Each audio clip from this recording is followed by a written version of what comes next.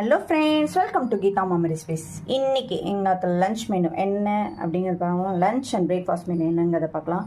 பிரேக்ஃபாஸ்ட்டுக்கு குழந்தைகளுக்கு சில்லி சப்பாத்தி, அதுக்கப்புறம் லஞ்சுக்கு எங்களுக்கு சுட சுட சாதம், பருப்பு கீரை மசியல். பருப்பு கீரை கீரை, பைத்தம்பருப்பு, 2 தக்காளி பழம், பச்சை மிளகா எல்லாத்தையும் போட்டு, ஒரே ஒரு வெங்காயம் போட்டு எல்லாத்தையும் ஒன்றா சேர்ந்து குக்கரில் மசிச்சு எடுத்தாச்சு.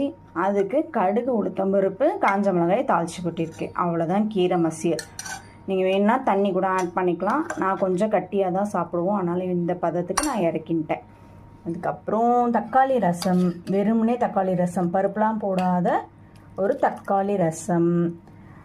தென் தொட்டுக்கத்து கறி பண்ணணும் இல்லையா, ஸோ குடமிளகாயும் கேரட்டும் போட்டு கறி. இதுதான் இன்றைக்கி எங்காத்து லன்ச் மெனு.